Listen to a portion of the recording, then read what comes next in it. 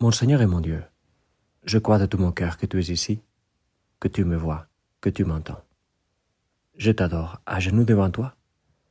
Je te demande le pardon de mes péchés et ton aide pour faire de mon mieux ces moments de prière. Marie, ma Mère Immaculée, Saint Joseph et mon ange gardien, intercédez pour moi. Lausanne, la ville où j'habite en Suisse, était il y a quelques siècles un centre de pèlerinage très actif. Et comme elle se trouve au bel milieu du lac Léman, ce grand lac il y a entre la France et la Suisse, eh bien, comme elle se trouve au milieu de Léman, il s'y croise deux grandes routes des pèlerins. Deux grandes routes qui viennent du nord et qui partent ensuite l'une vers le sud-est et l'autre vers le sud-ouest. D'un côté, le chemin de Saint-Jacques, qui part à travers la France vers l'Espagne, vers Santiago, et de l'autre, la Via Francigena, qui part à travers les Alpes vers l'Italie, vers Rome, et qu'on pourrait aussi appeler le chemin de Saint-Pierre et de Saint-Paul, puisque les deux apôtres ont été martyrisés à Rome. Eh bien, à l'époque, il y avait un tel bouillonnement de pèlerins à Lausanne qu'on y avait même construit un hôpital pour eux, qui n'existe plus aujourd'hui. Et puis, il y a la cathédrale, qui est peut-être la plus belle cathédrale qu'il y a en Suisse, et qui, peut-être il y a un peu de parti pris là, de ma part, mais bref, on le dit. Eh bien, cette cathédrale, qui, depuis que la réforme protestante est arrivée dans le canton de Vaud, est un main de nos frères protestants, même s'il faut dire que depuis il y a environ une vingtaine d'années, on y célèbre une messe tous les ans. Une messe catholique, donc vers le début de l'Avent, et parfois en coïncidant même avec la fête de l'Immaculée. Et donc voilà, c'est une très belle cathédrale consacrée à la nativité de Notre-Dame, et différemment de ce qui s'est passé dans d'autres endroits, où il y a eu des réformes protestantes, elle a conservé, la cathédrale, pas mal de statues des saints, et aussi des statues de Notre-Dame, et notamment dans un portail médiéval très beau, qu'on avait ajouté sur le côté droit de la cathédrale pour accueillir les flots des pèlerins. Et bien, c'est un portail qu'on peut encore admirer aujourd'hui, même si pour le protéger des intempéries, on l'a couvert de vitres. Et pour le voir, il faut, si jamais tu vas à Lausanne, pour le voir, il faut y accéder depuis l'intérieur de la cathédrale. C'est très beau, tu verras. Eh bien, puisque la fête d'hier, la fête de l'Ascension, est l'une des plus importantes fêtes de notre mère, parce que c'est son dies natalis, donc le jour de la naissance, de sa naissance dans le ciel, j'aimerais dire que c'est la plus importante, la fête la plus importante, parce que pour tous les saints, le dies natalis, c'est le plus important. C'est le jour définitif de la naissance dans le ciel, qui est le pas le plus définitif, le plus important. Eh bien, alors je pense qu'on peut y rebondir encore aujourd'hui dans notre prière, n'est-ce pas? Et du coup, je voulais te parler d'un couple de reliefs qui illustrent ces moments si importants de la vie de Marie de façon géniale, comme je ne l'ai pas vu nulle part ailleurs. Alors, c'est comme une BD, une bande dessinée en pierre, avec deux scènes. Je vais te laisser quelques liens sur l'application pour que tu puisses voir quelques bonnes photos, mais je t'explique. Dans la première scène, on y voit Marie endormie, entourée par les apôtres. Et c'est une image qui a même du mouvement, parce que, c'est tout en pierre, n'est-ce pas, mais elle a du mouvement parce que l'apôtre qui tient le coussin sous la tête de Marie est en train de finir de le placer encore. Et pareil pour celui qui tient les pieds de Marie.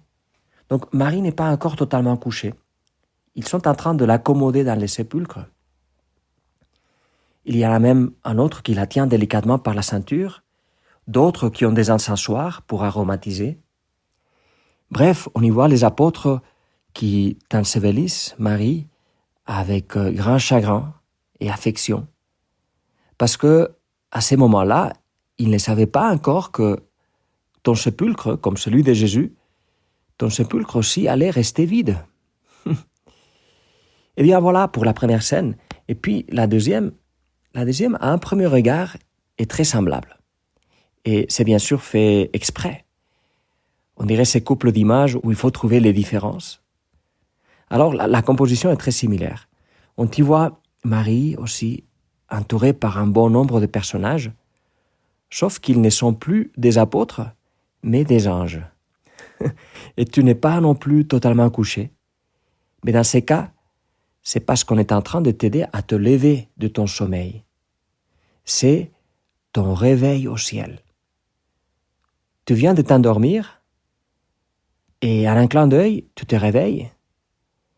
Et là où il y a quelques instants, il y avait des apôtres, maintenant il y a des anges. Dans l'app, j'ai mis aussi une bonne prise que j'ai trouvée sur Internet, une bonne prise de ces sculptures, ces reliefs, où on te voit, maman, dans cette composition magnifique, entourée par les anges. Et je trouve que c'est tellement beau, c'est tellement délicat.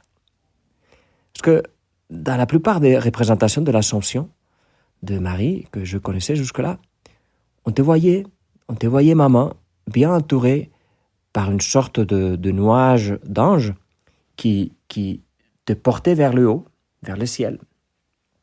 Mais cette sorte de BD en pierre qui raconte ton sommeil et ton réveil, toute surprise dans le ciel, ça m'a gagné le cœur. Parce qu'on t'y voit toute surprise. On voit ton « waouh ». Tu t'étais endormi avec la vue des apôtres et tu te réveilles avec la vue des anges.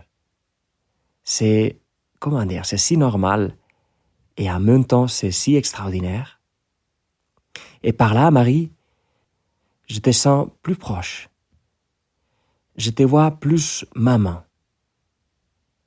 Je te sens plus proche d'un côté parce que ta naissance au ciel, racontée de cette façon si naturelle, si simple, me fait penser à la mienne. Moi aussi, je m'endormirai un jour, si Dieu le veut, entouré par les gens qui me sont chers. Je ne me réveillerai pas comme toi dans un corps ressuscité, parce que Jésus veut que cela se fasse pour tous ensemble à la fin de l'histoire. Ce serait un peu long d'expliquer maintenant pourquoi il a voulu que Marie ressuscite tout de suite. Mais quelque part, ça peut se dire vite. C'est parce qu'elle est sa maman. Point barre. Mais en tout cas, moi aussi, à peine endormi, je me réveillerai et je verrai à mes côtés qui sera là pour m'accueillir. Au moins, il y aura mon ange gardien. Et toi aussi, maman, toi tu seras aussi là. Et Jésus, sans doute. Jésus qui, comme le disait Saint José Maria, pour ceux qui ont essayé de se tenir à ses côtés, de lui être fidèles, Jésus ne sera pas un juge, mais il sera simplement Jésus. Et Jésus, il me suffira de te voir pour comprendre enfin comment tu m'aimes.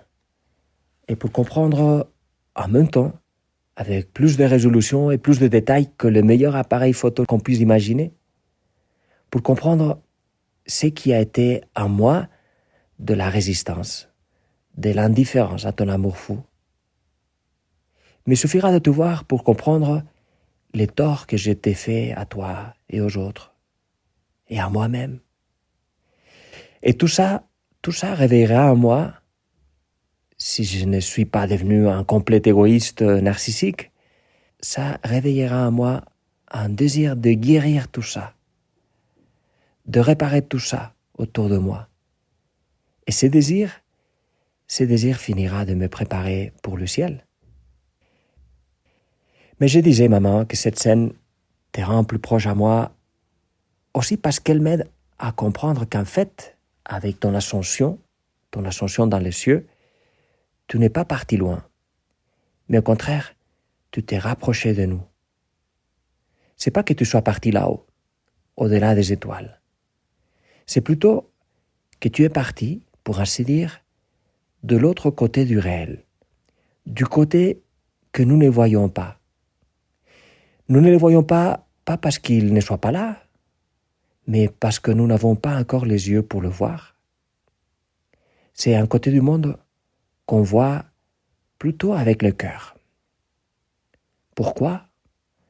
Parce que ces côtés du monde, c'est le cœur du monde. Divo Barsotti, qui était un prêtre italien, un saint prêtre du siècle passé, il le dit très bien. L'homme, dit-il, vit dans deux mondes. Un monde visible qui est pourtant destiné à finir, et un monde invisible qui ne saurait être violé par ceux qui les nient. Le monde de Dieu est non seulement réel, mais il n'est pas le moins du monde séparé du monde d'ici-bas. C'est le monde d'ici-bas qui pourrait être séparé si jamais du monde racheté. Et l'image de ton réveil dans le ciel, Marie, elle m'aide à te voir toute proche, toute ma main. Et moi, j'aimerais ne pas gaspiller un seul jour de ma vie sans toi. J'aimerais aussi rester tout proche de toi. Et le jour où je te verrai à mes côtés, en me réveillant à la vraie vie, ce jour-là, je comprendrai jusqu'à quel point tu avais toujours été à mes côtés. Je te remercie, mon Dieu, des bonnes résolutions, des beaux désirs et des lumières que tu as semées dans mon cœur pendant ces moments de prière. Je te demande de m'aider à les faire fructifier. Marie, ma mère immaculée, Saint Joseph est mon ange gardien. Accompagne-moi toujours en chemin.